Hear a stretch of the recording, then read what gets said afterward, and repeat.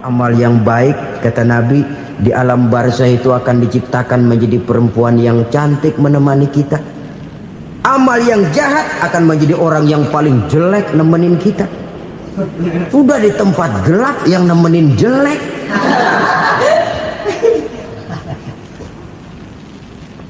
Kaum muslimin rahimakumullah. Kalau demikian masalahnya, tergantunglah kita pandai memanfaatkan waktu. Al-waktu kasayf, waktu itu cepat sekali. Yang namanya waktu itu tahu-tahu. Tahu-tahu udah tahun 87. Tahu-tahu udah begitu. Tahu-tahu yang kemarin anak-anak sekarang udah pada punya anak. Tahu-tahu saja itu. Begitu cepat waktu berlalu. Kalau tidaklah pandai kita memanfaatkannya, akan rugi kita. Nabi bersabda, "Man kana yaumuhu khairun min amsihi fahuwa rabih." Barang siapa yang hari ini lebih baik daripada hari kemarin, itu orang untung. Hari ini lebih baik daripada kemarin. Bulan ini lebih baik dari bulan kemarin. Tahun ini lebih baik dari tahun kemarin. Itu orang yang beruntung. Tahun kemarin sembayangnya maghrib doang, sekarang udah tambah isya.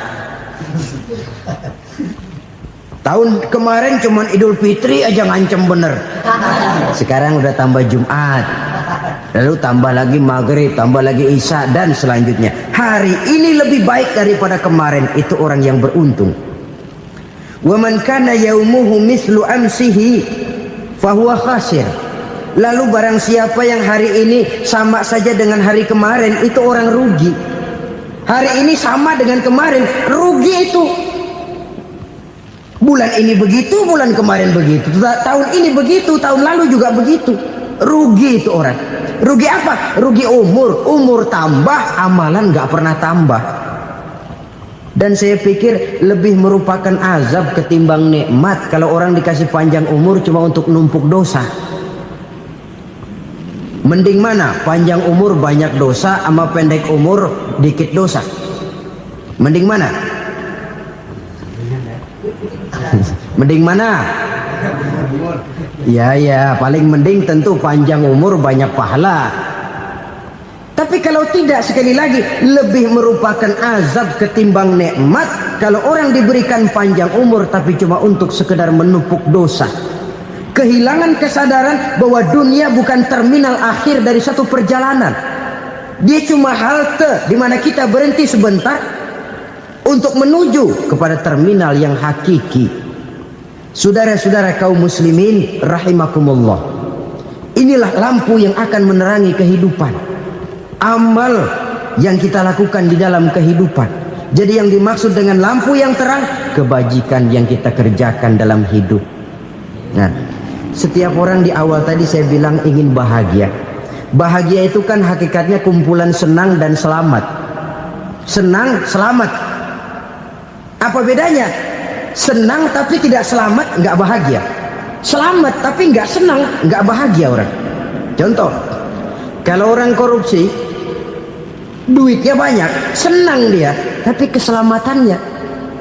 Ada tentara baris di samping rumahnya udah bingung, padahal tentara latihan. Tentara cuma latihan, dia bingung. Senang, tapi karena keselamatannya tidak terjamin, dia tidak bahagia. Sebaliknya pegawai negeri jujur benar, cuma segaji-gajinya. Selamat, nggak korupsi, tapi melarat, ya nggak bahagia juga, kurang senang. Kesenangan dan keselamatan untuk dunia saja, ya sekali lagi. Kalau cuma sekedar untuk dunia saja, bisa dibeli pakai uang. Bisa dibeli pakai uang. Saudara ingin selamat, bisa dibeli pakai uang. Saudara ingin senang, bisa dibeli dengan uang. Tapi setelah mati, masuk ke alam barzah, habis kekuasaan uang. Nggak bisa lagi beli keselamatan pakai uang. Tidak mungkin lagi membeli kesenangan dengan uang. Di situ pahala yang megang peranan. Makin banyak pahala, makin banyak saham untuk membeli kesenangan dan keselamatan, untuk memperoleh yang namanya bahagia. Dan jangan lupa loh, di alam barzah kita nggak sebentar, menunggu datangnya kiamat. Loh iya, kalau kita begitu dikuburin terus kiamat datang, untung. Tapi Tapi kalau masih harus 1000, 2000, puluhan ribu tahun yang akan datang dalam satu penantian yang begitu lama tanpa saham untuk memperoleh kebahagiaan, satu kemalangan yang tidak ada pernah putus-putusnya.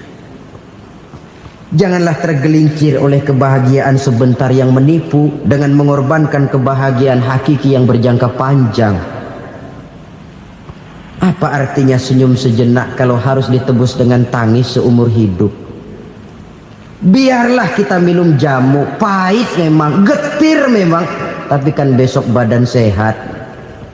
Daripada sekarang minum sirup, manis memang, enak memang, tapi bibir pada jontor besok. Sirawan, batuk, nggak karu-karuan. Banyak orang tertipu oleh kesenangan yang sebentar. Padahal laisa kullu ma yalma'u zahaban. Belum tentu semua yang berkilat itu emas. Belum tentu semua yang gemerlap itu intan. Karena itu marilah manfaatkan kesempatan yang diberikan Allah ini untuk mengumpulkan kebajikan yang sebanyak-banyaknya. Yang terakhir sekarang, yang keempat, tanda orang bahagia kata Nabi. Zaujatun salihah. Orang bahagia itu tanda yang keempat kata Nabi, punya istri biar cakep asal taat. Sudah surga itu sudah. Cakep taat. Istri kayak gitu, kalau belum mati jangan dikuburin dulu. Sudah cakep taat lagi. Tapi kadang-kadang enggak, udah jelek ngadat melulu. Apa yang mau dipilih? Sebab itu Quran mengatakan istri pakaian untuk suami, suami pakaian untuk istri. Kenapa suami istri diibaratkan pakaian? Alangkah tingginya gaya bahasa Quran ini. Suami istri teman hidup, hidup perjalanan panjang. Sejak kita dalam rahim sudah ada hidup kan di sini. Sampai ke alam dunia, masuk ke alam barzah, kumpul di padang mahsyar, sampai menuju akhirat, itu perjalanan hidup. Carilah istri atau suami teman hidup yang membawa manfaat tidak hanya kehidupan di dunia ini, sampai di alam barzah, sampai di padang mahsyar. Suaminya mungkin meninggal lebih dulu atau istrinya mungkin meninggal lebih dulu, tapi suami atau istri yang masih hidup berbuat kebajikan. Suami saya meninggal, ada hartanya, saya sedekahkan, niat pahala untuk almarhum suami saya. Ini teman hidup. Tidak dibatasi dan tidak bisa dipisahkan oleh maut sekalipun. Zohirnya mungkin pisah, badannya mungkin pisah, tapi hatinya, jiwanya, kebersamaannya dalam menghadapi kehidupan. Karena itu, saudara-saudara, bahasa Quran indah. Suami istri diibaratkan seperti pakaian. Apa fungsi pakaian? Pertama, pakaian jadi kebanggaan. Artinya suami harus menjadi kebanggaan istri, istri harus jadi kebanggaan suami. Yang kedua, pakaian itu kan fungsinya menutup aurat. Artinya sesama suami istri harus saling menjaga kekurangan masing-masing. Jangan malah sesama suami istri saling membongkar rahasia dan aibnya sendiri-sendiri. Istrinya diceritain jeleknya di mana-mana, atau suaminya dibongkar rahasianya di pasar umum. Itu sudah tidak lagi berfungsi sebagai pakaian. Kenapa semua ini diperlukan? Karena kita menyadari bangsa yang baik terdiri dari masyarakat yang baik. Masyarakat yang baik merupakan susunan dari warga yang baik. Warga yang baik adalah terdiri dari rumah tangga yang baik. Dan rumah tangga yang baik merupakan susunan dari pribadi-pribadi yang baik. Dari situ langkah dimulai. Membangun satu bangsa yang baik diawali dengan membangun rumah tangga yang baik, dengan menciptakan pribadi-pribadi yang baik. Sehingga dari sini diharapkan berkembanglah nilai-nilai kebaikan. Orang akan bahagia mempunyai istri yang soleh.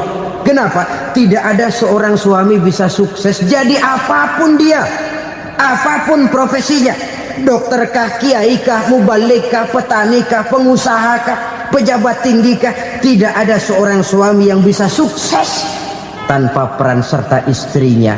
Walaupun memang peranan itu tidak begitu kelihatan, tapi sangat menentukan.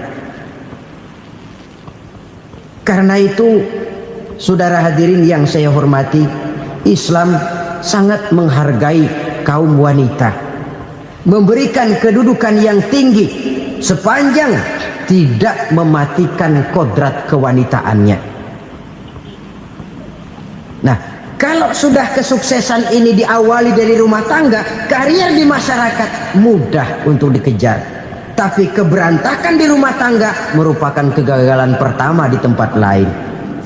Di dalam kehidupan kita sebagai seorang muslim, minimal 5 kali dalam sehari semalam kita mendengar seruan untuk mendirikan solat yang disebut azan. Ada kalimat menarik di dalam kalimat azan itu, yakni seruan hayya 'alal falah, marilah menuju kepada keberuntungan, marilah meraih kemenangan. Seruan ini adalah kecenderungan dari setiap manusia, apapun warna kulitnya. Artinya, setiap orang dalam hidup selalu ingin meraih dan mencari kemenangan. Kemenangan akan melahirkan kepuasan batin, dan kepuasan batin memberikan kebahagiaan. Sedangkan kekalahan melahirkan penderitaan batin, dan penderitaan batin menjerumuskan seseorang di dalam berbagai bentuk kerugian.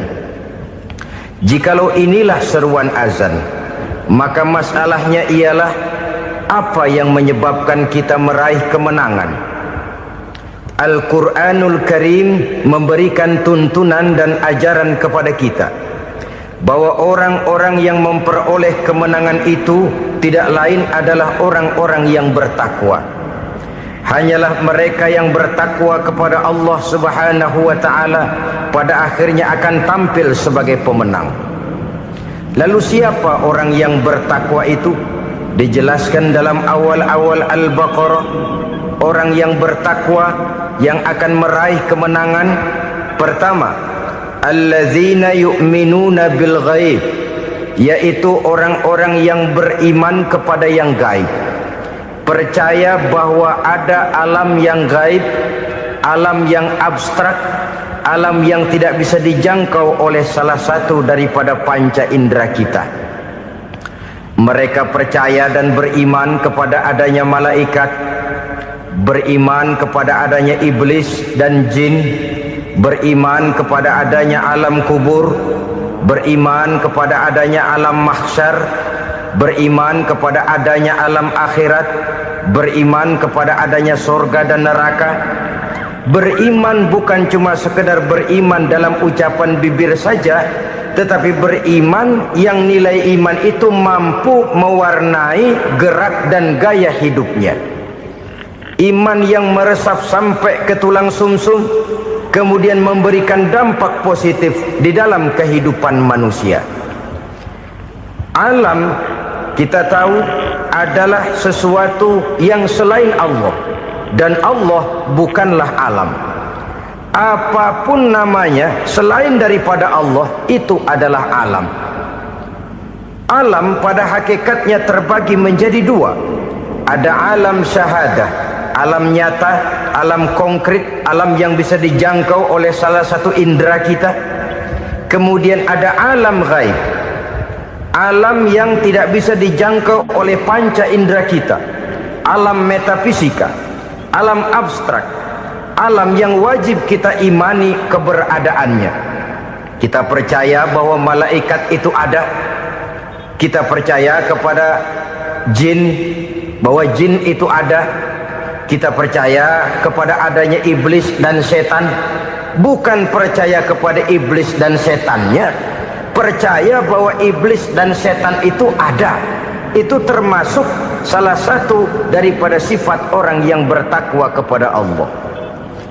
Saudara-saudara kaum muslimin rahimakumullah, kecenderungan pembangunan yang lebih bersifat materialistis, biasanya menggeser aspek kehidupan rohani. Orang berpikir empirik, dan dalam pola pikir yang demikian maka alam gaib tidak lagi mendapat perhatian. Aspek kehidupan yang bersifat rohaniah malah mulai ditinggalkan. Akibatnya terjadilah kepincangan di dalam kehidupan kita. Pernah ada satu pengalaman pribadi dalam perjalanan kembali ke tanah air. Dalam pesawat di sebelah kanan saya duduklah seorang Jerman namanya Heiner Simonsen. Iseng saya ajak kenalan, saya ajak ngobrol, saya tanya dia. Saya bilang, Mas Heiner ini, kalau pesawat yang kita tumpangi ini jatuh ke bawah, kira-kira apa yang bakal terjadi, Mas? Dia bilang, kita semua akan mati. Begitu? Iya. Oke. Apa itu mati? Tanya saya. Dia bilang, untuk tahu apa itu mati, kita harus tahu lebih dahulu apa itu hidup. Saya pikir nih bule bisa ngomong juga. Baiklah kata saya. Apa hidup menurut Anda itu? Oh, hidup itu dia bilang, kalau seluruh anggota badan kita bekerja secara normal, paru-paru memompa darah secara normal, jantung berdetak secara normal, sel-sel tubuh bekerja secara fit, dan organisme tubuh hanya mau bekerja secara normal, dia bilang, kalau kita memberi makan yang cukup, menu yang teratur, dan gizi yang lengkap.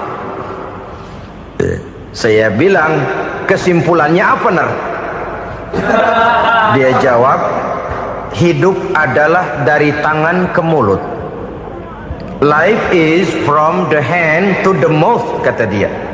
Hidup adalah dari tangan ke mulut. Jadi masalah hidup tidak lebih daripada masalah isi perut. Orang pergi pagi, pulang sore, peras keringat, banting tulang, perut yang dibelain. Saya bilang, you are wrong. Sampean salah, Ner. Kamu orang Islam bukan? Bukan. Pantas.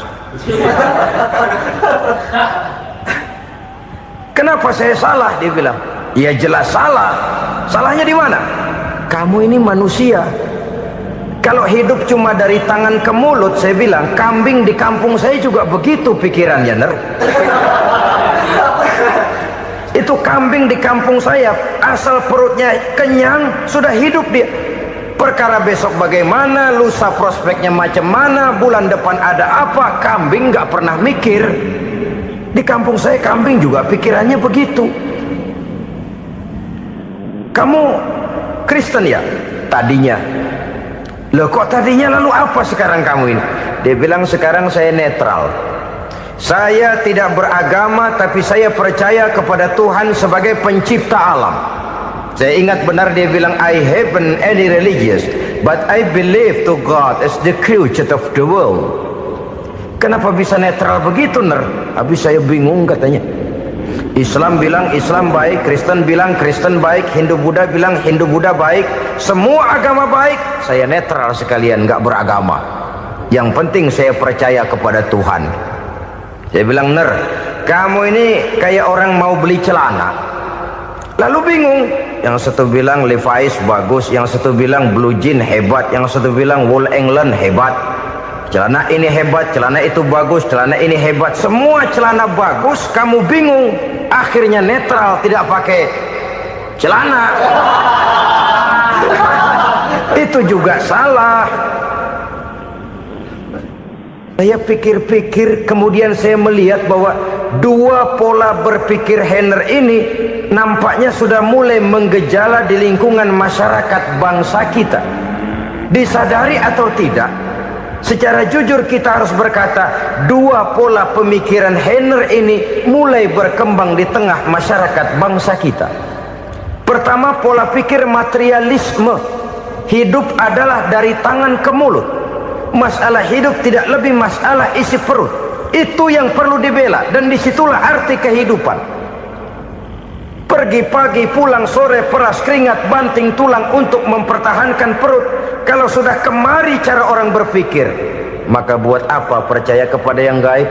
Untuk apa sholat? Untuk apa puasa? Untuk apa zakat? Untuk apa menghadiri majelis taklim? Tanpa kepercayaan kepada yang gaib, hidup berjalan menurut alur empiris dan materialis. Kalau sudah ke sana cara orang berpikir, biasanya orang lalu cenderung menghalalkan segala cara. Hanyalah orang yang percaya bahwa akhirat ada, hanyalah orang yang percaya bahwa alam kubur itu ada, hanyalah orang yang percaya bahwa malaikat itu ada, hidupnya akan lebih terarah dan terkendali. Karena kepercayaan kepada yang gaib, yang merupakan fase daripada kehidupan setelah hidup yang sekarang ini, mewarnai gerak pribadi seseorang di dalam dia melakukan kegiatan hidupnya. Pola berpikir materialisme, disadari atau tidak, mulai menggejala di lingkungan masyarakat bangsa kita. Hidup tidak lebih dari urusan tangan ke mulut, mulut ke tangan, tangan ke mulut. Asal perut sudah kenyang, hiduplah sudah. Perkara bagaimana prospek hari yang akan datang, bagaimana akhirat, tidak jadi persoalan. Ini yang oleh Nabi diperingatkan, ad-dunya sijnul mu'min wa jannatul kafir. Dunia adalah penjara bagi orang beriman dan surga bagi orang kafir. Dulu di zaman Belanda hadis ini pernah disalah tafsirkan, disalah artikan, digunakan sebagai senjata untuk mengkebiri dan membuat impoten umat Islam. Sudahlah umat Islam gak usah macam-macam, kata Belanda. Dunia ini kan penjara buat orang Islam, surga buat orang kafir. Di penjara jangan bertingkah.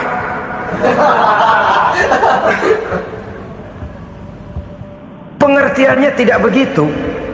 Dunia adalah penjara bagi orang mukmin. Artinya dalam kehidupan dunia seorang mukmin tidak bebas memperturutkan hawa nafsunya. Di penjara hawa nafsunya itu. Sebaliknya surga bagi orang-orang kafir. Buat orang kafir surgalah dunia ini. Mereka bebas memperturutkan hawa nafsunya. Dilarang tidak terlarang, dicegah pun tidak tercegah. Mereka hidup menurut alur bisikan nafsu mereka sendiri. Kemudian bila ajal datang, maut merenggut nyawa, selesailah surganya sampai di situ. Maka bagi orang-orang yang tidak percaya kepada adanya akhirat, kepada adanya alam gaib, surganya sebatas umurnya.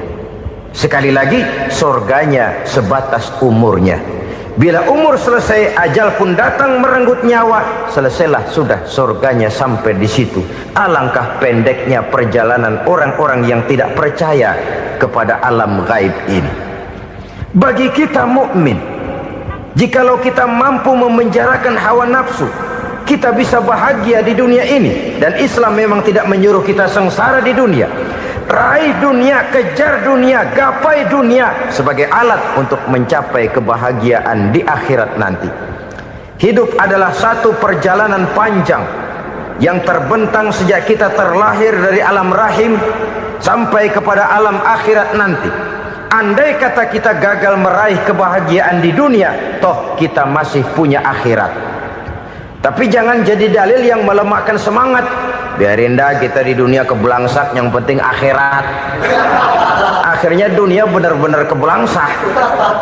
Bagaimana dunia ini bisa kita raih, dan bagaimana meraih dunia untuk menunjang kepentingan akhirat nanti. Yang kedua, dari pikiran Heiner yang saya lihat menggejala di lingkungan masyarakat bangsa kita, timbulnya manusia-manusia netral. Seolah-olah Tuhan yes, agama no.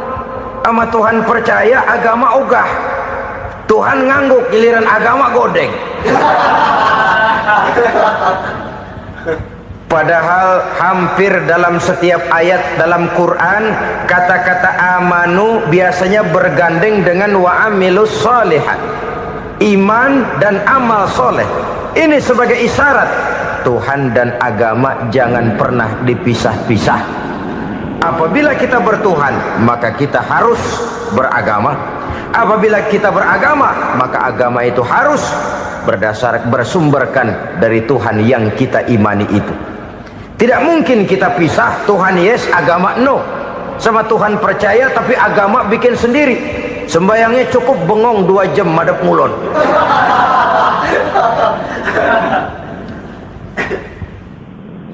saudara kaum muslimin rahimakumullah. Jadi dengan demikian, agama yang kita akui merupakan unsur mutlak di dalam pembangunan sekarang ini, merupakan bagian dari kehidupan yang menuntun kita bahwa di balik alam nyata ini, di balik alam syahadah ini ada alam gaib. Dan mudabbir, murabbi, yang mengatur, yang menguasai, yang memelihara baik dia alam nyata, baik dia alam gaib, tidak lain adalah Allah Subhanahu wa ta'ala. Di sana ada satu super power, satu maha kekuatan yang kita perlu bersandar kepadanya. Sebagai makhluk nyata yang hidup di alam nyata, berbuatlah secara nyata sebagaimana harusnya kita berbuat. Karena Islam jelas bukan agamanya orang pemalas. Islam jelas bukan agamanya orang yang mengajarkan setelah selesai sholat boleh duduk, nggelenggem ayam-ayam, ndelohom, menghitung bintang di langit sambil menunggu keajaiban. Tidak. Islam adalah agama yang mengajarkan apabila sholat sudah selesai kamu kerjakan, bertebaranlah di permukaan bumi, cari karunia Tuhanmu. Jangan hidup berpangku tangan menunggu keajaiban, karena hidup bukan undian. Jangan berharap untung besar tanpa mau peras keringat. Tapi di sebalik itu toh kita juga harus yakin bahwa di sisi usaha nyata yang kita lakukan ada satu super power, satu maha kekuatan gaib yang menentukan berhasil dan tidaknya usaha kita. Kepercayaan kepada hal semacam inilah yang mendorong kita untuk mempunyai sandaran vertikal, agar jikalau usaha ini berhasil, kita tidak lupa diri dan lupa daratan. Jikalau usaha ini gagal, kita tidak putus asa dan buruk sangka, tidak cupik pandangan dan sempit hati, tapi mampu melihat persoalan dengan kacamata putih sambil husnuzon kepada Allah Subhanahu wa ta'ala. Kita percaya malaikat itu ada yang namanya raqib dan atid, mengawasi gerak hidup kita sampai kepada gerak hati kita. Ini memberikan sugesti agar kita berhati-hati, tidak sejengkal tanah pun kita bisa berlindung dari pengawasan raqib dan atid. Ada munkar nakir yang akan menyoal kita di alam kubur. Ada malaikat Malik, penjaga neraka. Ada malaikat Ridwan yang menjaga surga. Kita percaya kepada adanya jin, kita percaya kepada adanya setan, iblis. Percaya kepada adanya, bukan mempercayai si setan, si iblis lalu menjadikannya sebagai teman. Tidak. Percaya bahwa mereka itu ada dan merupakan makhluk Allah yang gaib, yang diciptakan Allah Azza wa Jalla. Kepercayaan kepada alam gaib memberikan motivasi terhadap gerak lahir manusia, sehingga dengan motivasi kepercayaan kepada yang gaib, gerak lahir jadi lebih terarah, jadi lebih terpelihara. Pernah seseorang bertanya, "Pak, apakah adanya akhirat bisa dibuktikan secara ilmiah?" Saya bilang tidak bisa, tidak bisa. Kenapa? Karena yang berangkat nggak pernah pulang kemari lagi. Kalau dia pulang kemari bisa kita tanya bagaimana enak di sono. Cuma secara moral saya katakan, lebih beruntung orang yang percaya kepada akhirat daripada yang tidak. Sekarang saudara percaya akhirat ada, lalu saudara baik-baik di dunia, sholat, puasa, zakat, menolong orang lain, menebarkan kebajikan. Saudara mati, andai kata akhirat tidak ada, toh dalam hidup saudara sudah berbuat baik, paling tidak nama saudara akan dikenang sebagai orang baik. Sebaliknya, saudara percaya, kata saya, bahwa akhirat tidak ada, lalu hidup semau-maunya, tenggelam dalam maksiat dan munkarat, menentang Allah, tidak mau ruku dan sujud, lalu saudara mati, kemudian akhirat ada, ayo mau apa? Bekal tidak punya. Jadi secara moral lebih beruntung orang yang percaya kepada adanya akhirat daripada yang tidak percaya. Dan itu alam gaib yang tidak bisa dibuktikan secara eksat. Jangankan untuk membuktikan seperti itu, dalam kehidupan sehari-hari saja yang kita rasakan tidak selalu berbentuk toh. Angin, bagaimana sih bentuknya angin? Kita tidak tahu. Merah, buktinya kalau dikerok merah. Yang merah itu kulit, yang kulit kita bukan anginnya. Sakit, rasa sakit itu ada, tapi bagaimana bentuk sakit kita nggak pernah tahu. Kalau kita makan cabai pedas, bagaimana bentuk pedas itu tidak ada, tapi rasa ada. Bentuk pedas hijau, cabainya bukan pedasnya. Tidak semua yang kita rasakan bisa kita gambarkan dalam bentuk yang konkret. Oleh karena itu, sekali lagi bahwa kepercayaan kepada alam yang gaib mampu memberikan satu sugesti yang menata kehidupan seseorang lebih lurus, lebih terarah, dan lebih terkendali. Maka wajar kalau kepercayaan kepada yang gaib mengantarkan seseorang untuk meraih kemenangan. Kenapa? Dia percaya kepada yang gaib, bahwa akhirat ada, bahwa alam kubur ada, bahwa pertanggungan jawab itu ada. Maka dia lalu tidak hidup saenae udele dewe gitu loh. Tidak hidup menurut seleranya sendiri, terarah, teratur. Ini cirinya yang pertama. Orang bertakwa yang akan meraih kemenangan, mereka beriman, mereka percaya kepada yang gaib. Bahkan hal-hal konkret saja selalu berangkat dari yang gaib.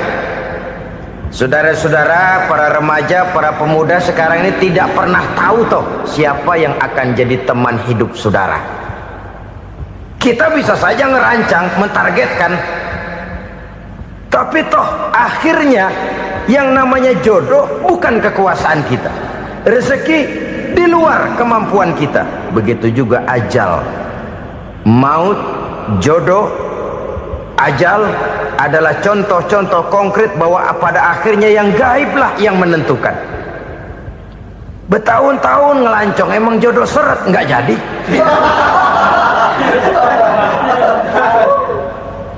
Begitu kenal baru setengah malam nginep ditangkap hansip kan. Hal-hal semacam itu kadang-kadang kita berpikir suuzon, gile, perempuannya cakep banget, lakinya rebek amat. Memang begitulah jodohnya. Memang begitulah jodohnya.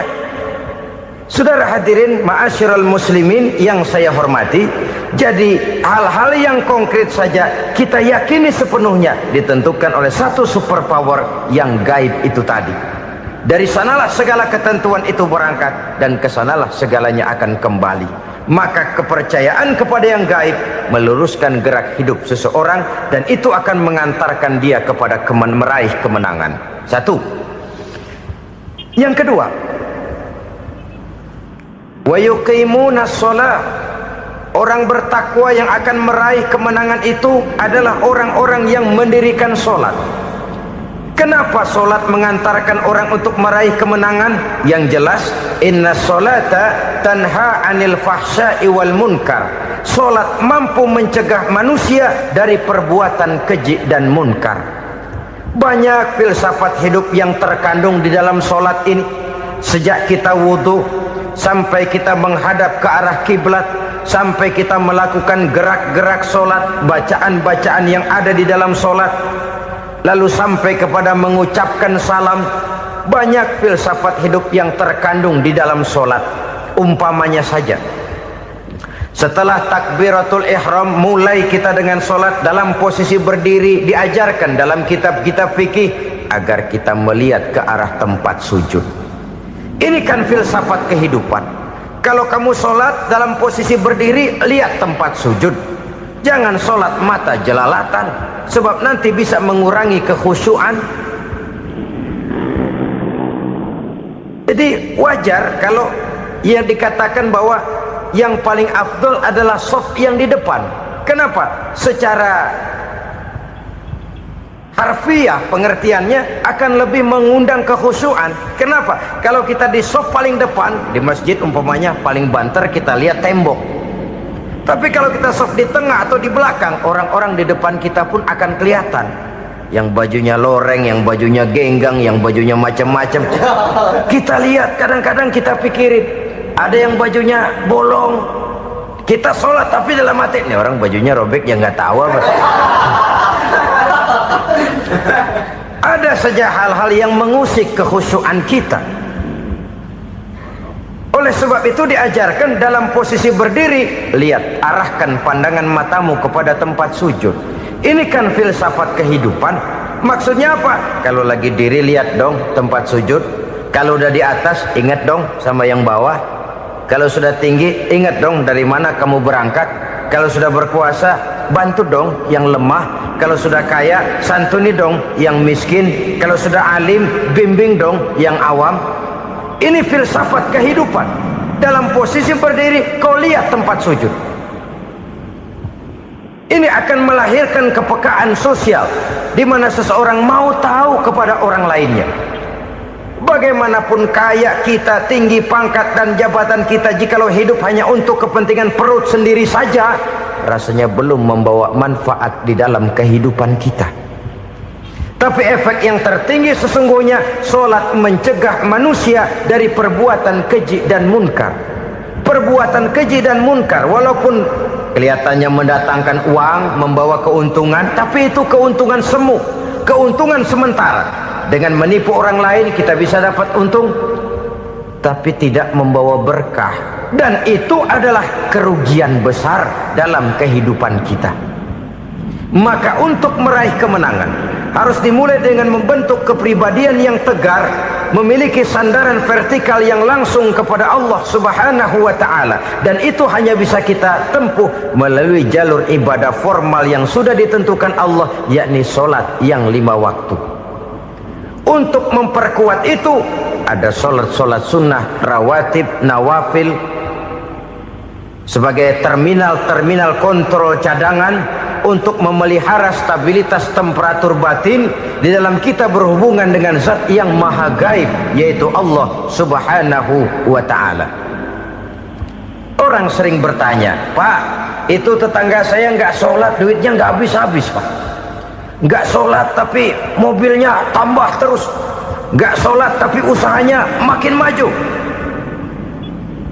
Tapi di sisi lain ada orang yang rajin sholat, rezekinya butak bener. Anaknya mana kurus, mana korengan. Saudara hadirin ma'asyiral muslimin rahimakumullah, harus saya katakan bahwa solat memang bukan untuk cari duit. Solat adalah sandaran vertikal kita kepada Allah.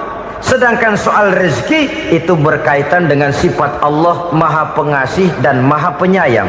Allah maha pengasih, siapapun dikasih kalau mau usaha. Allah maha penyayang, tidak semua orang disayang oleh Allah Azza wa Jalla. Dan belum tentu banyak harta itu merupakan nikmat. Mungkin juga istidraj. Artinya istidraj itu dikasih tapi diambulin, kalau bahasa Betawinya itu. Dikasih tapi diambulin, itu bukan merupakan nikmat sesungguhnya, lebih merupakan azab dari Allah Subhanahu wa ta'ala. Agama mempunyai sistem solat, dan kita umat Islam telah dituntun oleh Allah Subhanahu wa ta'ala yang wajibnya 5 kali dalam sehari semalam mendirikan solat, dan itu tentu berada dalam jangkauan kemampuan manusia. Pada awalnya barangkali kita memang merasa solat itu satu kewajiban, tapi semakin kita hayati makna, manfaat dan filsafat yang terkandung di dalam ajaran solat, semakin sampai kita kepada keyakinan bahwa solat adalah keperluan kita. Sehingga pada waktu tertentu dinilai puncaknya, kita tidak lagi akan berkata saya wajib solat, tapi kita akan berkata saya perlu solat. Kalau kita sudah merasakan itu adalah keperluan kita, nah di sanalah kita baru akan merasakan ruginya kalau hal itu tidak kita laksanakan. Sepanjang kita masih berkata saya wajib sholat, kita akan lebih merasakan dia sebagai beban. ketimbang sebagai keperluan. Yang jelas Allah tidak memerlukan ibadah yang kita laksanakan ini. Dengan kata lain, andai kata satu dunia penuh ini orang tidak ada yang sholat satu pun, Allah tidak akan turun dari jabatan Tuhan. Jangan lalu berpikir kalau kita ngambek se-RW kagak sembahyang Tuhan tekor kali ini ya. Tentu tidak. Itu perlunya kita, bukan perlunya Allah. Dan pada induknya kita akan berkata, saya perlu agama. Kalau secara induk kita sudah memerlukan agama, maka konsep-konsep yang ada di dalam ajaran agama itu pun adalah juga merupakan keperluan kita. Baik dia bernama sholat, baik dia bernama puasa, baik dia bernama zakat, baik dia bernama haji, seluruhnya adalah keperluan kita.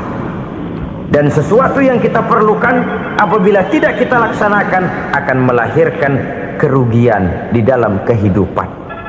Jangan heran kalau kita membaca riwayat perjalanan hidup para salafus soleh, orang-orang soleh.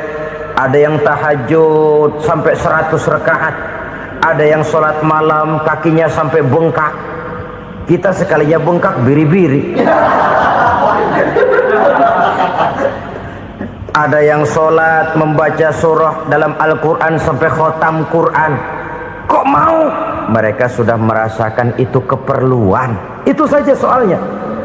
Satu saat pun jikalau kita merasa bahwa itu keperluan saya, kita pun akan melaksanakan seperti itu.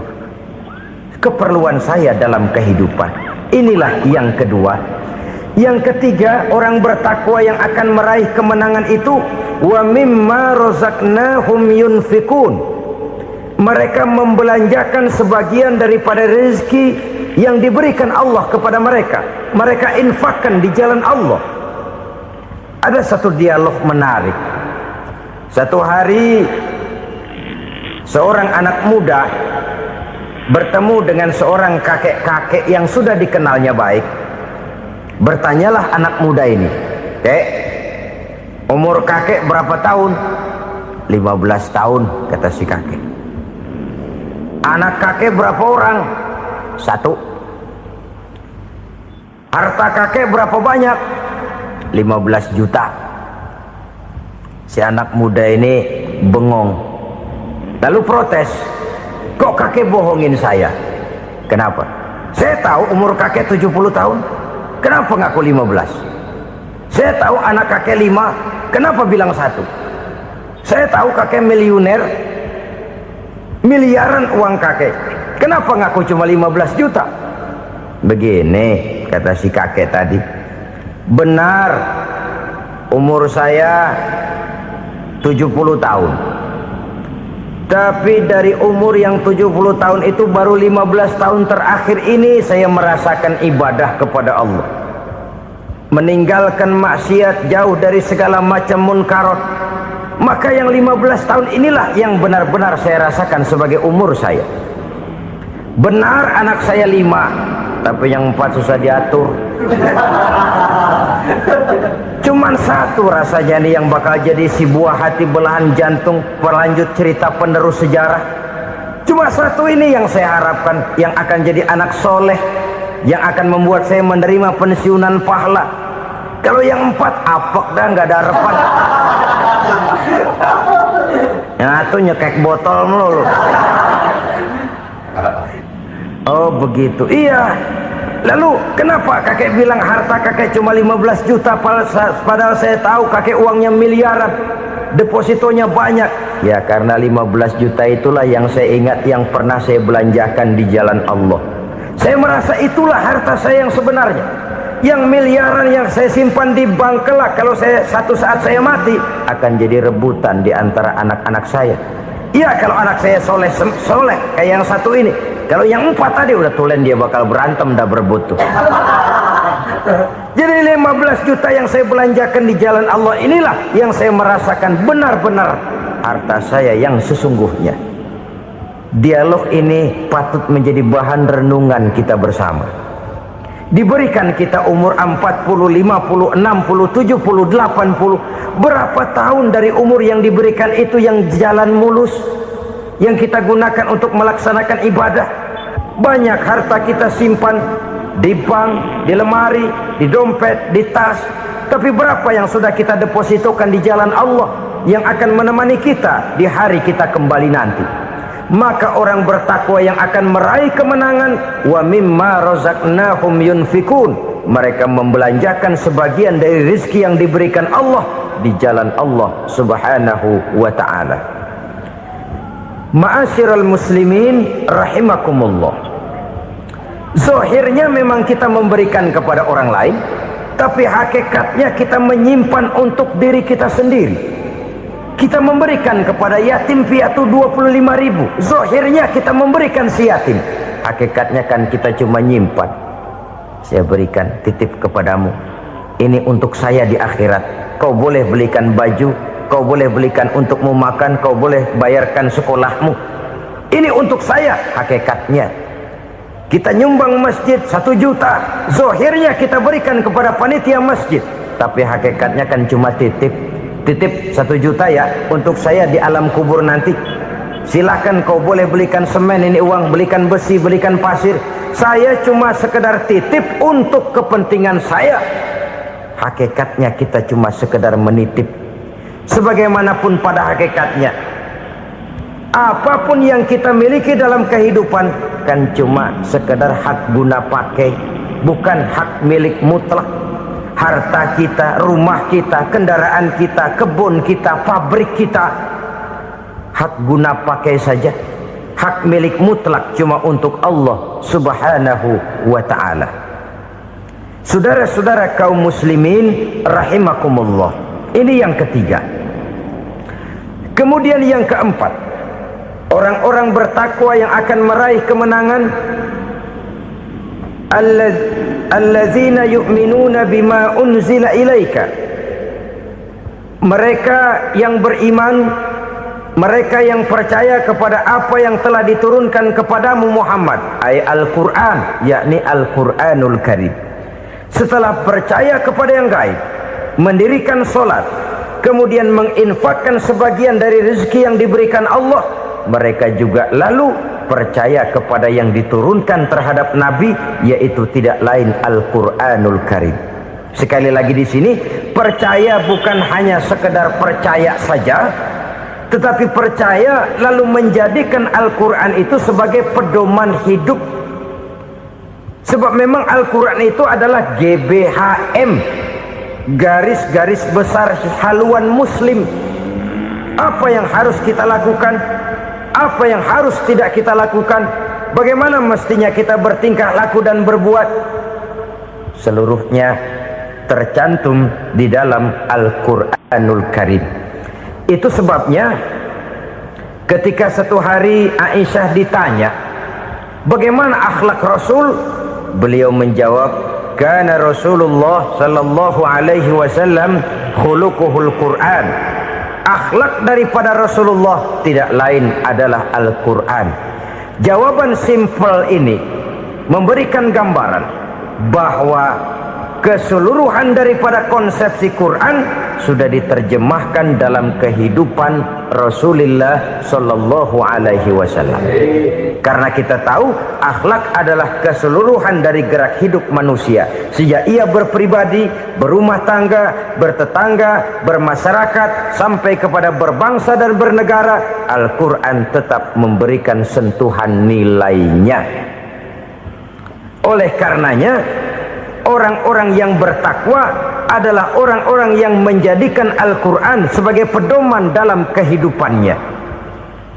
Dan kita yakini Al-Quran diturunkan kepada Nabi Muhammad bukan merupakan produk Nabi Muhammad. Isi dan redaksinya langsung dari Allah Subhanahu wa ta'ala. Kemudian cirinya yang kelima, orang bertakwa yang akan meraih kemenangan itu, wa ma unzila min qablika. Tidak hanya sekedar percaya kepada yang diturunkan terhadap Nabi Muhammad, yaitu Al-Quran, mereka juga percaya kepada apa yang pernah diturunkan kepada para nabi, kepada para rasul sebelum Nabi Muhammad. percaya kepada adanya suhuf, percaya kepada adanya Taurat, percaya kepada adanya Injil, percaya bahwa Allah dahulunya sudah menurunkan Taurat kepada Musa, percaya bahwa Allah sudah menurunkan Injil kepada Isa, percaya Injil ada, Taurat ada, diturunkan Allah untuk Isa dan Musa, tetapi tidak wajib mengamalkannya karena kita sudah diberikan Al-Quranul Karim. Ini yang perlu saya garis bawahi. Kita percaya Allah telah menurunkan Injil dahulu kepada Isa. Kita percaya bahwa Allah telah menurunkan Taurat dahulunya kepada Nabi Musa. Kadang-kadang ini dijadikan dalih, dikacaukan pengertiannya. Quran saja mengajarkan bahwa orang yang bertakwa harus percaya kepada Injil, maka pakailah Injil. Apalagi kalau ayat sebelumnya ditilap, dihapus, dihilangkan, Injilnya yang ditekankan, maka akan terjadilah penekanan yang salah arah. Karena salah arah akhirnya bisa merusak dan menghancurkan akidah. Ketika Rasul suatu saat pernah ditanya orang, "Ya Rasul, bagaimana sikap kita sebagai muslim terhadap Injil yang ada sekarang?" Beliau menjawab, "La tukadzibuhu jami'an wa la tusaddiquhu jami'an." Jangan didustakan seluruhnya, jangan juga dibenarkan semuanya. Artinya, ini sudah merupakan gambaran dari Rasul bahwa dalam Injil yang ada sekarang masih ada ajaran-ajaran tauhid yang dibawa oleh Nabi Isa dan diajarkan kepada umatnya. Tapi juga dalam Injil yang sekarang ini sudah terkena intervensi dan investasi manusiawi. Karena itu Rasul menyimpulkan, la tukadzibuhu jami'an wa la tusaddiquhu jami'an. Jangan didustakan semua, jangan dibenarkan seluruhnya. Kita memang percaya Allah telah menurunkan Injil kepada Nabi Isa dulu, tapi kita tidak wajib mengamalkan Injil. Kita percaya Allah telah menurunkan Taurat kepada Nabi Musa, tapi kita tidak wajib mengamalkan kitab ajaran Taurat. Yang wajib kita percayai dan kita amalkan hanyalah Al-Quranul Karim. Kenapa? Oleh karena baik yang ada di dalam Taurat, baik yang ada di dalam Injil, tentu tercakup di dalam Al-Quran sebagai kitab terakhir yang diturunkan oleh Allah Subhanahu wa Ta'ala. Dan itu wajar. Kalau seorang pejabat mau mengeluarkan satu keputusan baru, tentu dia harus meninjau keputusan-keputusan lama. Andai kata dianggap tidak berlaku, dianggap tidak relevan lagi, maka keputusan-keputusan lama itu tentu sudah dianggap tidak berlaku. Sebagian daripada aturan-aturan dalam keputusan lama yang masih dianggap relevan tercantum dalam keputusan baru yang wajib diamalkan. Begitulah hubungannya antara Al-Quran, Taurat, Zabur, dan Injil. 4 kitab samawi yang diturunkan Allah masing-masing kepada Zabur untuk Nabi Daud, Taurat untuk Nabi Musa, dan Injil untuk Nabi Isa alaihi wassalatu wassalam. Ketiga-tiga kitab itu kita percayai adanya. Kita yakini Allah telah menurunkan Zabur, Taurat, dan Injil, tapi kita tidak wajib mengamalkannya. Yang wajib kita mengamalkannya sekarang ini tidak lain hanyalah Al-Quranul Karim saja, karena ia mencakup apa yang ada di dalam Zabur, apa yang ada di dalam Taurat, dan apa yang ada di dalam Injil. Keotentikannya bisa dipertanggungjawabkan. Ya, tapi kan Nabi Muhammad sudah mati 14 abad yang lalu, dan di zaman beliau Al-Quran kan belum dikodifikasikan, belum ditulis. Bagaimana keotentikannya bisa dipertanggungjawabkan? Mudah saja. Allah berjanji, "Inna nahnu nazzalna dzikra wa inna lahu lahafizun." Kami yang menurunkan Al-Quran dan kami yang akan menjaga dan memeliharanya. Allah turunkan Quran, Allah menjaganya. Bagaimana cara Allah menjaga Al-Quran itu? Banyaknya orang-orang yang hafaz Al-Quran. Hafaz Al-Quran.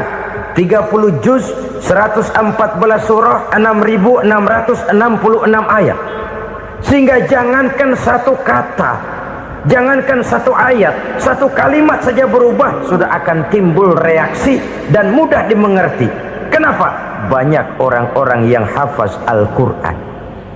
Sedangkan pada setiap akhir tahun biasanya malaikat Jibril selalu mengadakan checking terhadap ayat-ayat yang diturunkan pada waktu itu.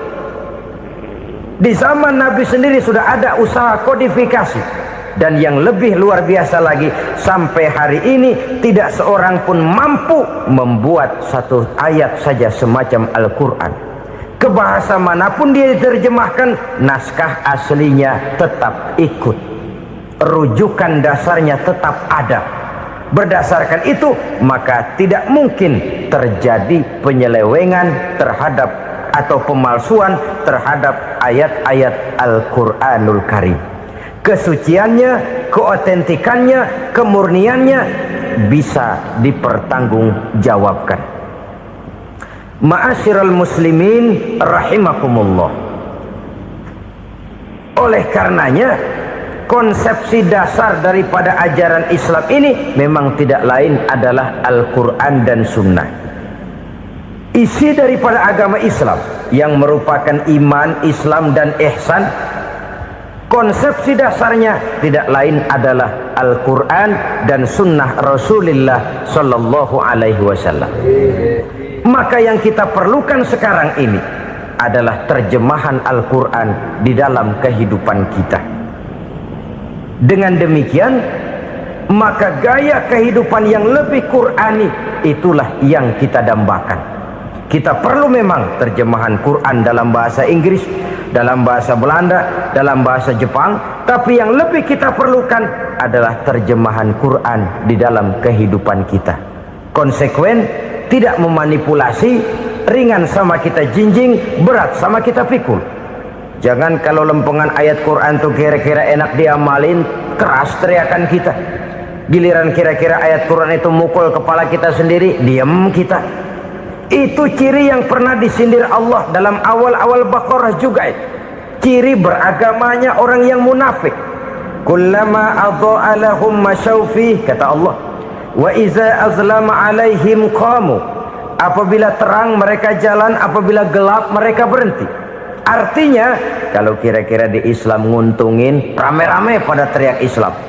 Tapi ketika diminta untuk berjuang, ketika dituntut untuk berkorban, rame-rame mengundurkan diri. Nasib agama tidak ubahnya seperti daun pisang yang dikait orang di tepi jalan lantaran tak berpayung di ketika hari hujan. Manakala hujan usailah sudah, daun itu pun dicampakkan di tepi jalan, diinjak pula orang nan lalu. Artinya, orang menjadikan agama cuma sebagai lipstick, decoration only, tidak konsekuen. Hanya pada saat-saat kelihatannya Islam membawa keuntungan, rame-rame orang teriak-teriak tentang Islam. Tapi jikalau diminta berjuang, jikalau dituntut untuk berkorban, biasanya rame-rame juga mengundurkan diri. Jangan heran kalau mayoritas hitungan kita, tapi minoritas peranan kita. Kuantitas kita dalam jumlah, tapi dalam kualitas kita lebih sering jadi penonton daripada jadi pemain. Padahal itu sangat tidak boleh terjadi. Umat Islam di Indonesia harus bangkit. Umat Islam di Indonesia harus sadar akan keberadaannya. Tidak boleh hanya jadi penonton berpangku tangan. Karena memang agama kita juga mengajarkan untuk konsekuen di dalam menjabarkan ajaran-ajaran daripada agama kita. Kita sering menjadi jatuh menjadi umat yang lemah oleh karena kita ini tidak pandai menggalang kebersamaan yang diakibatkan tidak konsekuennya kita. Diistilahkan bahwa umat Islam di dalam menggalang kebersamaannya itu harus seperti orang main sepak bola. Saudara-saudara kan tahu orang main sepak bola itu. Orang main sepak bola, kalau pertandingan belum dimulai sih silakan saja kumpul di luar lapangan, atur strategi yang baik. Tapi kalau pertandingan sudah dimulai, turun ke lapangan hijau, jangan kumpul terus. Ada sepak bola gotong royong. mundur rame-rame, depan ke depan kumpul melulu mainnya. Kalah. Orang main sepak bola itu ya harus ada penyerang tengah, harus ada penjaga gawang, harus ada strikernya, harus ada kiri luarnya, kanan dalamnya yang jadi backnya. Posisi boleh bermacam-macam, tapi yang penting saling ngoper untuk menggolkan gawang lawan. Begitulah umat Islam ini. Boleh ada yang jadi pejabat, boleh ada yang jadi pengusaha, boleh ada yang jadi petani, silakan ada yang jadi seniman, ada yang jadi penyair, ada yang jadi artis sekalipun. Tapi kalau sudah berhasil menguasai bola, jangan lupa operannya. Operan itu yang langka. Kita ini muslim kadang-kadang kalau sudah memegang menguasai bola, kalau belum mau mampus, belum mau ngoper. Nanti kalau sudah nggak punya bola, baru mau ngoper. Kalau sudah dengar-dengar mau dekat pensiun, baru mau jihad, baru mau berjuang, baru mau ngurus pesantren. Tanda tangan sudah tidak laku, memo sudah tidak dihargai, baru mau berjuang. Kemarin kemana mas? Kita tidak pandai memanfaatkan posisi. Dengan kata lain, kalau kembali kepada persoalan kita, konsekuensi kita terhadap agama yang kita anut ini belum ideal. Kita masih lebih sering berislam ini pada saat-saat yang menurut perhitungan kita membawa keuntungan. Tapi kalau diminta berjuang, dituntut berkorban, yang itu pun hakikatnya adalah untuk kepentingan kita juga. Allah tidak pernah menuntut kita untuk jihad bagi kepentingan Allah, itu tidak. Berjuang menegakkan agama Allah, apakah untuk kepentingan Allah? Tidak. Untuk kepentingan kita. Sebab nilai-nilai jihad itu pada akhirnya akan membawa kita kepada suatu kebahagiaan. Setidaknya kalau tidak di dunia, tentu di akhirat sebagai syahid. Oleh karena itu, pada bagian akhir ini saya ingin mengajak, marilah kita konsekuen. Sekali kita berkitabkan Al-Quranul Karim, mari dia kita jadikan pedoman. Jangan cuma kita jadikan sebagai penghias dinding, pelengkap rumah, bahwa di rumah kita ada Al-Quran, tapi yang baca kecoa. Habis pada bolong tuh Quran. Yang penting kan punya Quran. Ditaruh di pintu rumah. Biar apa? Biar kuntilanak kagak masuk katanya. Ya apa itu nasib Quran? Cuma kerjanya jaga pintu, ngusir kuntilanak, ngusir memedi. Bagaimana kita hidup menurut tuntunan Al-Quran? Kadang-kadang tidak pernah menjadi masalah bagi kita. Maka bagaimanakah Al-Quran akan mungkin membawa keberkahan dalam hidup kalau ajarannya kita injak-injak dalam keseharian kita? Mewujudkan gaya hidup yang lebih Qurani, itulah yang akan kita rintis di dalam kehidupan kita. Bertahap, step by step, menurut kemampuan yang ada pada kita. Jika jalan ini tidak bisa kita selesaikan, percayalah akan ada generasi penerus yang akan melanjutkan usaha dan cita-cita mulia itu. Jadi percaya kepada Taurat, percaya kepada Injil, sekedar percaya Allah dahulunya sudah menurunkan itu, tapi kita tidak wajib mengamalkannya. Kenapa? Generasi Injil masa berlakunya sudah kedaluarsa. Taurat masa berlakunya sudah kedaluarsa. Injil pernah berlaku untuk orang Nasrani di zaman Nabi Isa. Taurat pernah berlaku untuk orang Yahudi di zaman Nabi Musa. Setelah generasinya berlalu, datang Rasul penutup yang membawa Al-Quranul Karim. Maka Al-Quran itulah yang berlaku menjadi pedoman sampai hari akhir nanti. Jangan jauh dari Al-Quran, karena apabila ini kita lakukan, maka kita akan kembali kepada satu gaya hidup yang jauh dari tuntunan agama, dan itu artinya kita akan semakin jauh untuk meraih kemenangan. Saudara-saudara kaum muslimin rahimakumullah. Yang keenam, yang terakhir, orang-orang bertakwa yang akan meraih kemenangan itu wabil akhirati hum yuqinun. Mereka percaya, mereka yakin seyakin-yakinnya akan adanya hari akhir, di mana seseorang akan mempertanggungjawabkan seluruh perbuatannya di dalam hidup ini. Dan tidak ada satu perbuatan yang bagaimana kecilnya sekalipun yang tersembunyi dalam pandangan manusia yang tidak akan dibukakan persoalannya di mahkamah Qadi Rabbul Jalil di akhirat nanti. Itulah sebabnya maka percaya kepada akhirat disebut secara khusus. Padahal di awal tadi sudah dijelaskan yu'minuna bil ghaib, percaya kepada alam gaib, dan alam gaib ini termasuk akhirat. Kenapa pada bagian akhir disebut lagi akhirat? Karena ternyata bahwa kepercayaan kepada adanya akhirat merupakan induk dari kepercayaan terhadap adanya malaikat, setan, jin dan lain sebagainya, dan akan lebih memberikan sugesti dalam kehidupan manusia untuk meluruskan gerak hidupnya. Jikalau satu saat tergerak hati akan berbuat kejahatan, ingin mencuri, sadarlah, awas ada akhirat. Sebab kalau kita cuma teriak awas ada polisi, itu cuma tertunda sementara, begitu polisi meleng embat. Kalau kita ingin berbuat jahat cuma berteriak awas ada hansip, cuma sementara ketika hansip itu ada.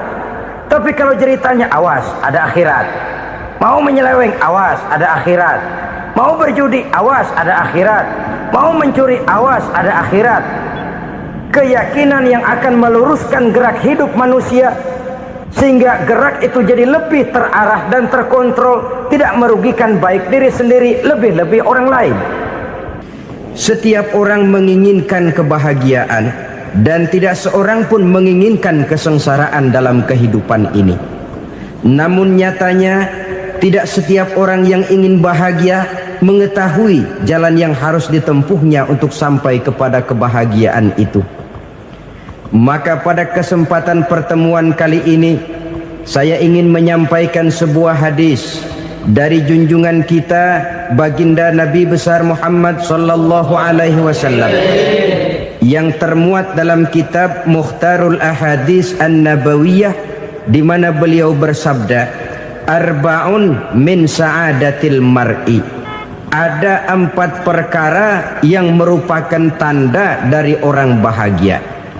Saya mau tanya, di antara saudara-saudara yang hadir di sini, apa ada yang kepengen jadi orang sengsara? Ya. Seluruhnya tentu ingin mendapatkan kebahagiaan. Maka menurut resep dari Nabi kita, tanda orang bahagia itu 4. Jadi kalau saudara ingin bahagia harus mempunyai 4 perkara ini.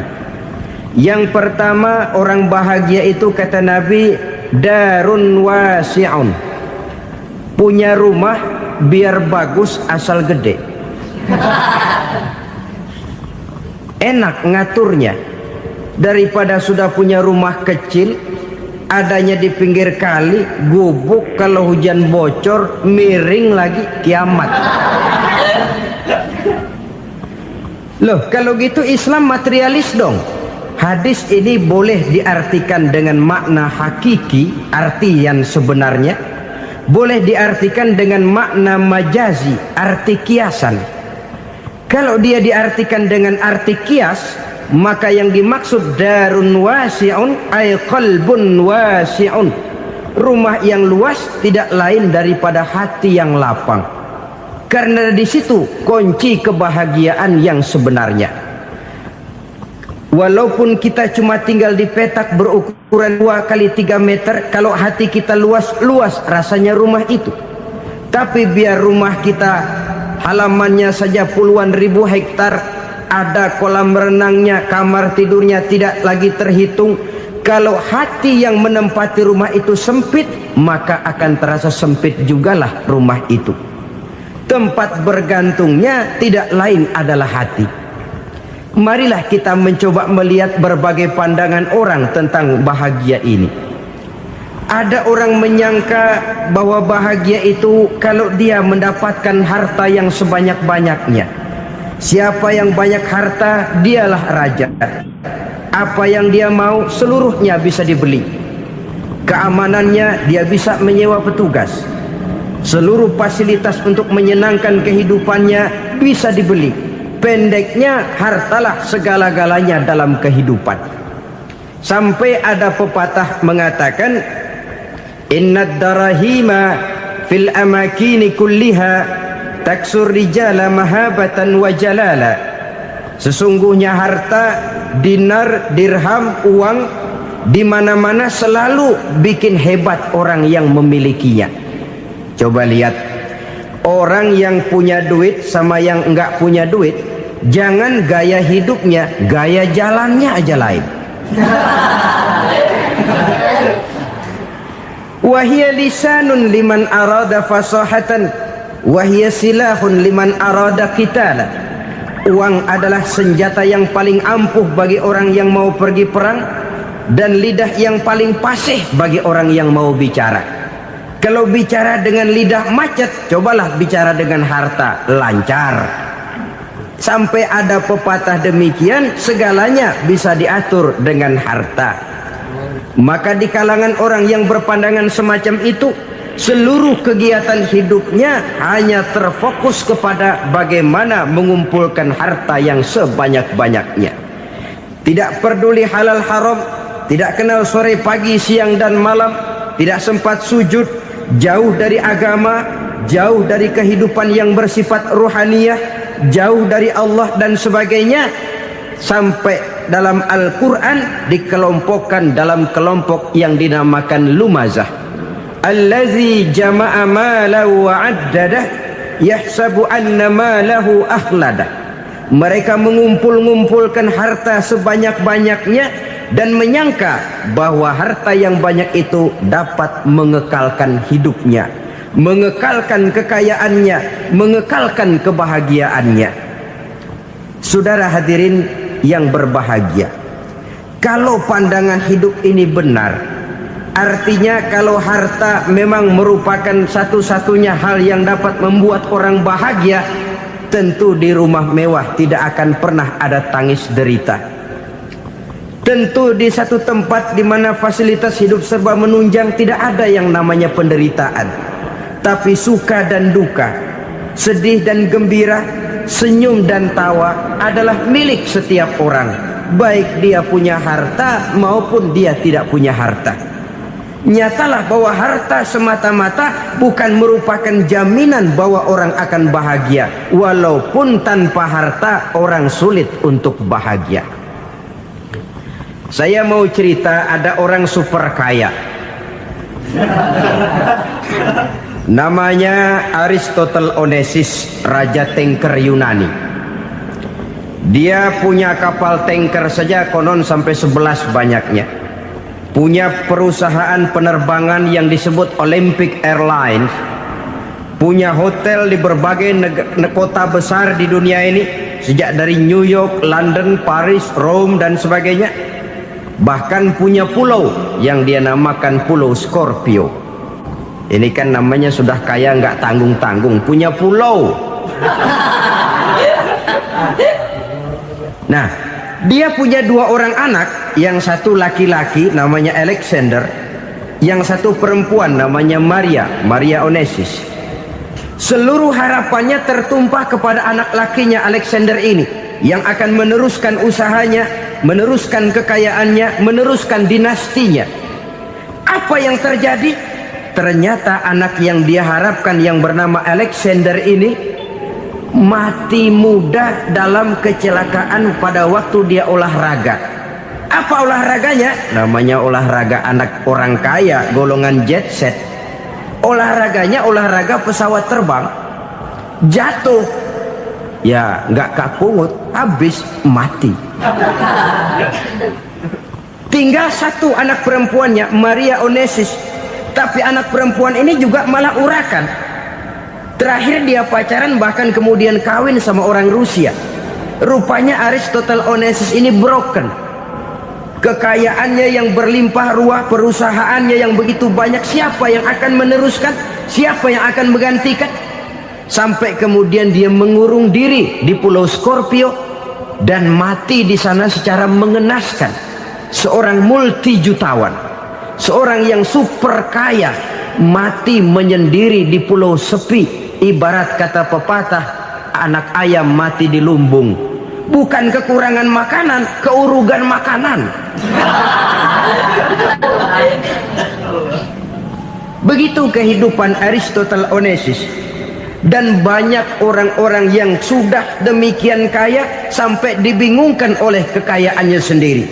Telusurilah kehidupan David Rockefeller misalnya, Henry Ford misalnya, Adnan Khashoggi misalnya, multi jutawan yang kadang-kadang dibuat keder oleh kekayaannya sendiri. Pantas ketika Imam Ali ditawarkan orang, "Ya Ali, kalau kepadamu disuruh pilih ilmu atau harta, kau pilih mana?" Ya jelas pilih ilmu dong. Kenapa? Pertama, ilmu kalau kita berikan kepada orang lain tambah. Tapi harta kalau kita berikan kepada orang lain kurang. Saudara punya uang 10.000, dibagi orang 5.000, jelas uang saudara berkurang. Tapi saudara punya ilmu diberikan kepada orang lain bisa, saudara pun makin mantap. Tidak lantas jadi bodoh karena ngajarin orang. Saudara bisa Fatihah lalu mengajarkan orang Fatihah. Orang bisa, saudara pun makin hafal. Tidak lantas setelah diajarin orang ilmunya hilang. Begitu datang dia minta orang, "Tolong ajarin saya Fatihah." Udah habis, nggak ada.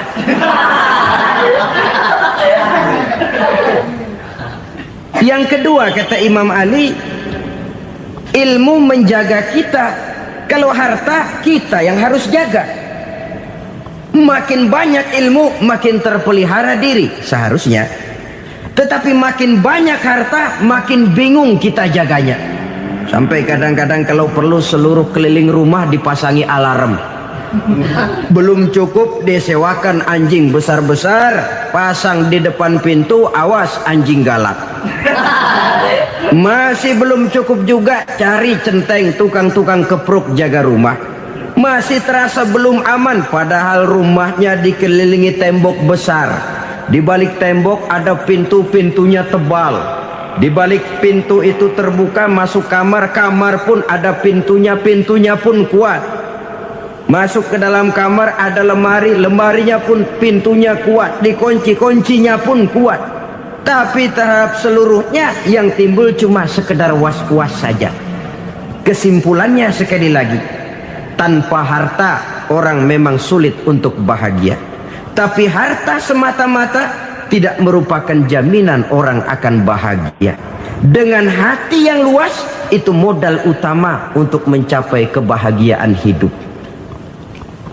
Orang yang hatinya luas, saudara-saudara, punya hati yang lapang, melihat kenyataan hidup ini, dia bersyukur senantiasa kepada Allah. Lantas tidak timbul hasud dan iri hatinya. Oleh karena itu, jiwanya selalu lapang. Kalau tidak, cupik hati namanya. Dangkal pandangan, tidak senang melihat orang lain dapat nikmat, dan itu sering dijadikan contoh. Kalau orang yang lapang dada, dia lihat tetangganya beli TV baru, dia berkata, "Alhamdulillah ya, tetangga kita beli TV, mudah-mudahan kita bisa ikut nonton." Lapang dadanya. Tapi orang yang sempit hati, lihat tetangga beli televisi, meriang. Enggak diapa-apain, meriang. Besoknya dengar tetangga beli motor, makin sakit, ke rumah sakit. Lalu di rumah sakit dengar tetangganya beli mobil, mati. Disiksa oleh perasaannya sendiri.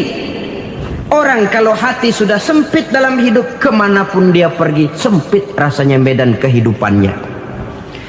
Kemudian kita melihat juga ada orang yang menilai bahwa bahagia itu katanya kalau punya kedudukan yang tinggi, pangkat yang agung, wibawa yang besar. Mungkin betul, tapi mungkin juga tidak. Bergantung kepada hati orang yang punya pangkat itu. Sama dengan harta tadi. Harta akan membawa bahagia kalau dia jatuh ke tangan orang yang berhati lapang. Tapi harta akan jadi bencana kalau jatuh ke tangan hati orang yang sempit. Pangkat akan membawa bahaya kalau jatuh di tangan hati orang yang sempit. Lebih dari itu, kenyataan mengajarkan kepada kita bahwa ternyata pangkat dan jabatan tidak selamanya memberikan kebahagiaan dalam kehidupan. Bahkan resikonya kelewat besar. Beberapa bukti kita bisa ambil dari para pemimpin dunia yang menjadi korban lantaran pangkat dan jabatan yang disandangnya. Saudara ingat Presiden Abraham Lincoln dan John Kennedy dari Amerika dibunuh orang. Park Chung-hee dari Korea Selatan, Ziaur Rahman dari Bangladesh, Anwar Sadat dari Mesir, terakhir Indira Gandhi dari India, menjadi korban dari pangkat dan jabatan yang disandangnya dari orang-orang yang tidak senang dia memegang jabatan itu. Dia akan mudah mengundang bencana, sehingga pantas kalau seorang presiden terkemuka Amerika, Harry Truman namanya, dia mengatakan jabatan presiden itu, kata dia, seperti orang nunggang macan, naik macan. Harus kita taiki, kalau enggak dia bakal nerekam kita, ngeri katanya. Adapun orang yang hatinya lapang, kalau dia menerima pangkat dan jabatan, dianggapnya itu satu kesempatan untuk berbuat baik. Tapi orang yang berhati sempit, menerima pangkat dan jabatan, bukan kadang-kadang menerima, malah berusaha setengah mati mencapai dengan segala cara. Kalau perlu jilat atas, jilat atas. Jadi golongan sumuhun dawu. Jadi kelompok kulon nuwun, yes sir, yang kerjanya cuma oke bos. Kalau perlu jilat atas, jilat atas. Kalau perlu injak yang bawah, injak yang bawah. Perlu sikut kiri kanan, sikut kiri kanan. Yang penting pangkat dapat, jabatan dapat. Orang yang semacam ini, kalau sudah mempunyai pangkat dan jabatan, biasanya dia tidak menganggap itu sebagai amanah, tidak menganggap sebagai kesempatan berbuat baik, tapi malah kesempatan untuk memperturutkan hawa nafsunya yang dilatar belakangi oleh kesempitan hatinya tadi. Apalagi kalau orang memperoleh pangkat karena banyak mengeluarkan uang. Seakan-akan pangkat dan jabatan itu sekarang macam proyek, pakai tender. Siapa yang berani bayar segini, naik. Nggak berani, minggir. Padahal logikanya, kalau orang mencapai satu jabatan karena banyak mengeluarkan uang, hampir bisa dipastikan bahwa setelah jabatan itu dia pegang, langkah pertama yang akan dilakukannya ialah berusaha bagaimana uang yang dia keluarkan supaya kembali. Ya paling kurang pulang modal dulu dong. Soal mikirin rakyat soal nanti, tapi ini modal harus pulang. Itu celakanya kalau orang memperoleh pangkat dan jabatan cuma karena banyak mengeluarkan uang. Jarang orang yang mempunyai keyakinan dan pandangan bahwa pangkat dan jabatan merupakan amanah. Jadi sekali lagi, pangkat dan jabatan mungkin saja membawa kebahagiaan kalau jatuh ke tangan orang yang berhati lapang. Tapi bisa jadi bencana kalau dia jatuh ke tangan orang yang mempunyai hati yang sempit. Dan lagi-lagi stresnya hati yang lapang. Lalu sebagian orang, saudara, ada yang berpandangan katanya bahagia itu kalau jadi orang terkenal, mempunyai popularitas, menjadi idola di kalangan remaja, di kalangan orang tua, di segala lapisan masyarakat. Padahal makin populer orang, makin terikat dia. Ya kalau macam kita ini kan nggak punya nama, nggak populer, tengah malam buta mau nongkrong di warung Tegal aman. Tapi pangkat, jabatan, kedudukan, popularitas menyebabkan kita diikat dengan berbagai macam peraturan. Cuma mandi sama ke WC saja yang nggak dikawal.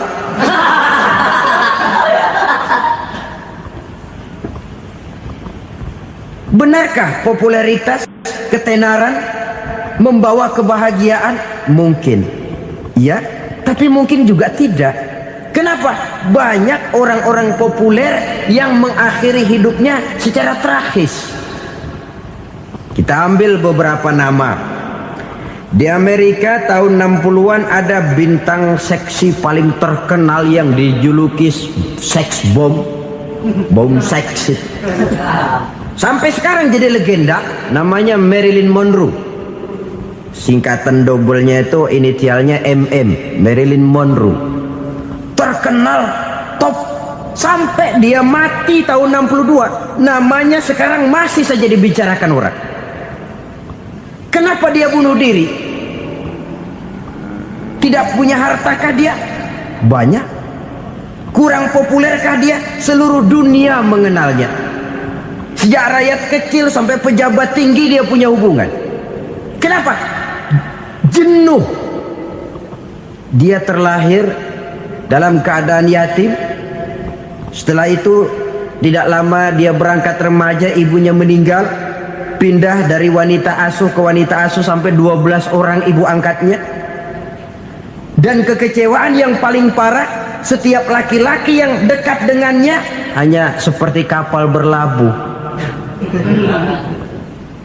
Datang dan pergi silih berganti. Padahal dia merindukan seseorang yang bisa melindungi hidupnya. Dia rindukan itu dan dia tidak pernah menemukan. Itu yang akhirnya menyebabkan dia minum pil tidur kelewat dosis, minum obat tidur kebanyakan. Ya tidur terus sampai sekarang.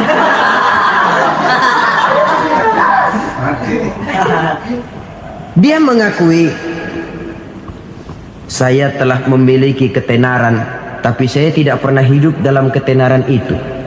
Saya pandai main sandiwara, tapi saya ingin hidup dalam alam yang real sebagaimana umumnya orang. Itu yang dia rindukan. Menyusul jejak yang namanya Marilyn Monroe ini, Billie Holiday, saudara kenal tentu. Di rumah sakit dirawat. Dia juga minum obat overdosis, mati lagi. Jimi Hendrix minum obat tidur overdosis kelewat batas, mati lagi. Lalu yang menghanyutkan diri di danau, Janis Joplin dan Brian Jones. Ini orang-orang populer, orang-orang terkemuka yang mengakhiri hidup secara tragis, bukan karena tidak terkenal, mungkin karena sudah saking terkenalnya. Contoh paling belakangan, Bruce Lee. Wah, ini tukang-tukang keprok tentu kenal siapa dia. Sampai sekarang pun tabir kematiannya masih merupakan misteri. Dan yang masih hidup juga menunjukkan gejala yang aneh. Michael Jackson, rumahnya di Beverly Hills itu dijaga sedemikian rupa, dan dia selalu curiga kepada setiap makanan. Harus steril, bersih dari segala macam kimia. Kemana dia pergi, itu tukang-tukang keprok sudah selalu menjaga dan mengawal. Dan dia seakan takut menunjukkan mukanya yang asli. Hingga kalau tampil ke tengah di luar show, dia kadang memakai pakaian yang tidak menunjukkan dia yang sebenarnya. Takut dikenali orang. Ternyata popularitas sering jadi momok yang meracuni kehidupan manusia. Oleh karena itu, benarlah junjungan kita pada saat beliau mengajarkan orang akan bahagia kalau dia mempunyai hati yang lapang. Nah, sekarang masalahnya untuk mendapatkan hati yang lapang, caranya bagaimana? Kita kembali kepada konsep Quran. Allah mengajarkan, ala inna bizikrillahi tatmainnul qulub. Ketahuilah bahwa dengan banyak mengingat Allah, hati akan tenang, jiwa akan lapang. Dengan kata lain, dekat dengan agama, merasakan kehadiran Allah dekat dalam hidup. Itu muara pertama untuk mencapai hati yang lapang. Ala inna bizikrillahi tatmainnul qulub. Jangan macam orang sekarang ingin mendapatkan ketenangan lalu tapak di puncak gunung, di gua-gua, di tempat sepi. Iyalah kalau nggak ada ular. Kalau tergigit ular berbisa, ketenangan belum, mati jelas itu. Islam positif untuk mendapatkan ketenangan. Ala inna bizikrillahi tatmainnul qulubi. Bahwa ketahuilah bahwa dengan banyak mengingat Allah, hati akan tenang, jiwa akan lapang, nuansa pikiran akan luas. Karena yang namanya bahagia ada dimanapun manusia berada. Di kampung ada bahagia, di kota ada bahagia, di ngarai, di lembah, di gunung, di hutan, di lautan, di angkasa luar, dimanapun bahagia itu ada kalau kita bermodalkan hati yang lapang ini. Dan hati akan lapang kalau kita dekat dengan agama. Dekat dengan harta buat sementara hati mungkin tenang, tapi ketenangan yang relatif dan temporer. Apalagi orang tiap kali tambah harta, tiap kali tambah rencana. Itu wajar. Mungkin sebelumnya saudara berpikir, kalau punya duit 5.000 enak nih. Begitu punya duit 5.000, aduh sayang kalau 10.000 aja. Tiap kali tambah harta, tiap kali lain rencana. Makin banyak rencana, makin menjauhkan kita dari yang namanya ketenangan. Padahal ketenangan merupakan unsur utama untuk mencapai bahagia. Dan ketenangan itu bermuara dalam hati manusia. Tengoklah kehidupan ini. Orang yang banyak harta dengan orang miskin, berbedakah rasa sakit yang mereka tanggungkan? Rasanya tidak. Walaupun si kaya tidur di kasur empuk berselimutkan sutra mahal, sementara si miskin meringkuk di balai bambu yang keras dan kasar. Apabila maut datang, dia juga tidak pernah pilih bulu. Maut datang menjemput si kaya di singgasana keemasannya, dikelilingi oleh para pengasuh, dayang dan inang serta para pengawal. Dan maut pun datang menjemput si miskin papa, sehingga ia tergelepar di tepian jalan. Kedua-duanya bernama mati. Kalau nyata bahwa sakit yang ditanggung si kaya tidak beda dengan sakit yang ditanggung si miskin, bukan harta semata yang membuat orang bahagia. Hati yang tenang, jiwa yang lapang penuh kedamaian, karena banyak berzikir dan mengingat Allah, itu merupakan modal utama untuk mencapai sesuatu yang bernama bahagia.